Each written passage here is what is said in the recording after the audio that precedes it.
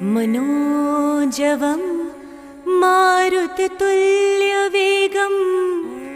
जितेन्द्रियं बुद्धिमतां वरिष्ठं वातात्मजं वानरयूथमुख्यं श्रीरामदूतं शरणं प्रपद्ये। श्रीरामदूतं शरणं प्रपद्ये।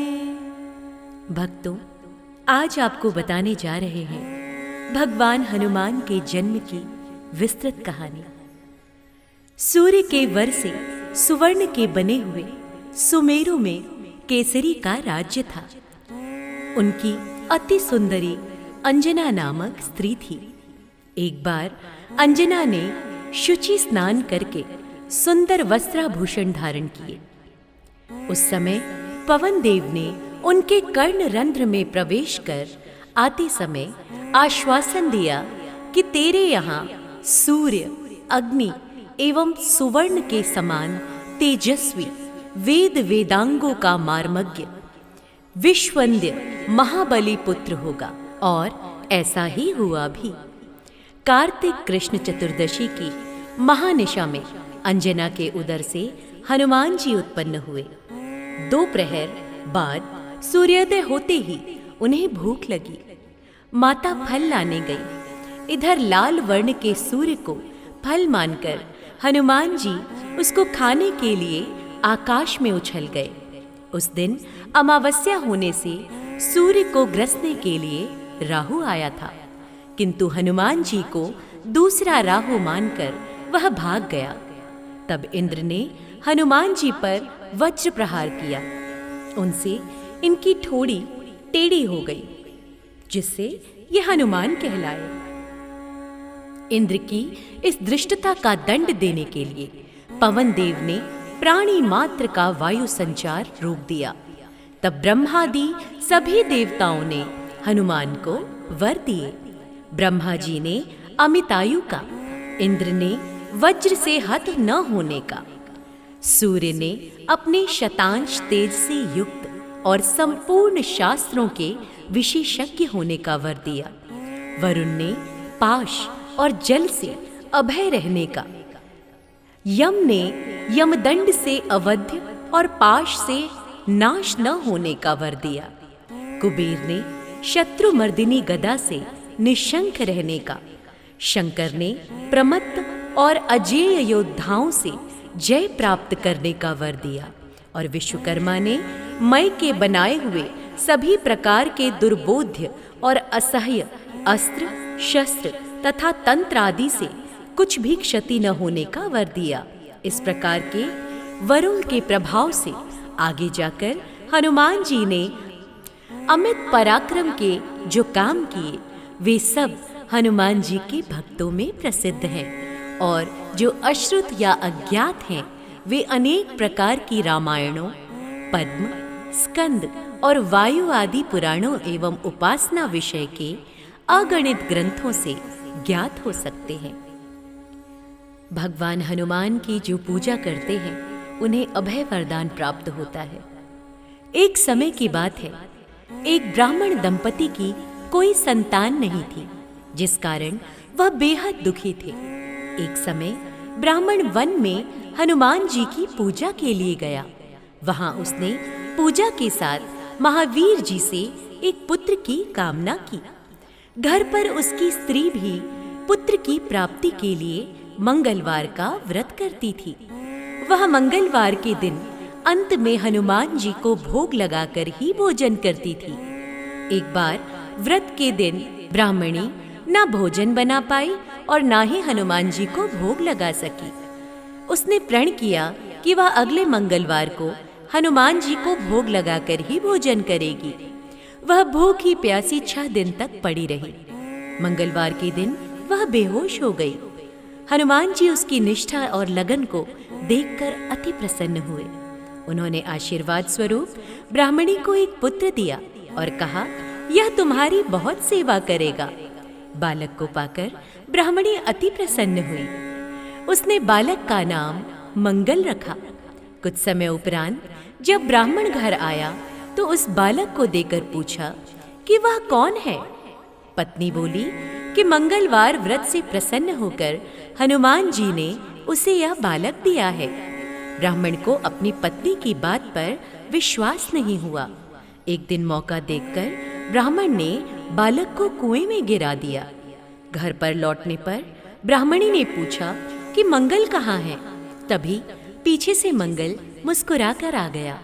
उसे वापस देखकर ब्राह्मण आश्चर्यचकित रह गया।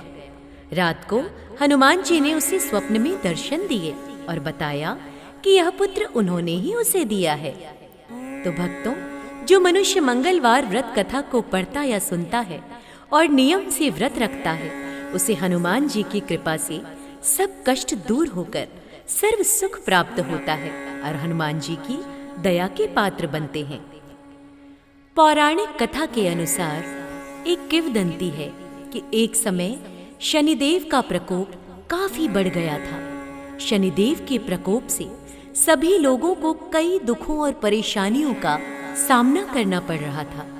शनिदेव के प्रकोप से बचने के लिए भक्तों ने हनुमान जी से प्रार्थना की। भक्तों की प्रार्थना सुनकर हनुमान जी शनिदेव पर क्रोधित हो गए और उन्हें दंड देने का निश्चय किया। जब शनिदेव को यह बात पता चली तो वे बहुत डर गए। हनुमान जी के क्रोध से बचने के लिए उपाय सोचने लगे और उसी किंवदंती के अनुसार शनिदेव यह जानते थे कि हनुमान जी बाल ब्रह्मचारी हैं और वे स्त्रियों पर हाथ नहीं उठाते हैं। इसलिए हनुमान जी के क्रोध से बचने के लिए शनिदेव ने स्त्री का रूप धारण कर लिया और हनुमान जी के चरणों में गिरकर क्षमा याचना करने लगे और भक्तों पर से अपना प्रकोप भी हटा लिया। तब से शनिदेव को हनुमान जी के पैर में स्त्री रूप में पूजा जाने लगा। भक्तों, क्या आप जानते हैं कि हनुमान चालीसा में ब्रह्मांड का कौन सा रहस्य छुपा हुआ है? ये बात तो हम सभी जानते हैं कि हनुमान चालीसा अत्यंत ही शक्तिशाली मंत्र है हनुमान जी को प्रसन्न करने का। दरअसल हनुमान चालीसा की 18वीं चौपाई में यह बताया गया है कि सूर्य और पृथ्वी के बीच कितनी दूरी है। जुग सहस्र जोजन पर भानु, लील्यो ताहि मधुर फल जानू। अवधी भाषा में लिखी गई यह पंक्ति का हिंदी अनुवाद किया जाए तो इसमें कहा गया है कि हनुमान जी ने एक युग सहस्र योजन की दूरी पर स्थित सूर्य को मीठा फल समझकर खा लिया था। इतने शक्तिशाली हैं हमारे हनुमान जी। क्या आप जानते हैं हनुमान जी कहाँ रहते हैं? नहीं? आइए जानते हैं। रामेश्वरम गंधमादन पर्वत, जो कि कैलाश पर्वत के उत्तर में स्थित है, वहां आज भी हनुमान जी निवास करते हैं। मान्यताओं के अनुसार कैलाश पर्वत से उत्तर दिशा की ओर एक जगह है जहां हनुमान जी आज भी निवास करते हैं। हनुमान जी के इसी निवास स्थल का वर्णन कई ग्रंथों और पुराणों में भी मिलता है। हम सभी जानते हैं कि भगवान हनुमान यानी बजरंगबली, जिन्हें बालाजी महाराज भी कहते हैं, इनके पास अपार शक्ति है जिसके कारण वह हमारी रक्षा बुरी शक्तियों से करते हैं। अगर आपको डर का आभास होता हो तो ऐसी स्थिति में आपको हनुमान जी का स्मरण अवश्य करना चाहिए। भगवान राम के अनन्य और प्रिय भक्त श्री हनुमान जी महाराज हैं। कहा जाता है ना कि यदि भगवान राम को पाना हो तो भगवान हनुमान का ध्यान अवश्य करना चाहिए। हनुमान चालीसा की ये लाइन अत्यंत प्रसिद्ध है। तुमरो भजन राम को पावे, जन्म जन्म के दुख बिसरावे। यदि हनुमान जी न होते तो लंका दहन भी नहीं हो पाता। सिर्फ अपनी पूंछ में आग लगने के कारण, वो भी दुश्मन पक्षों के द्वारा आग लगाई गई थी।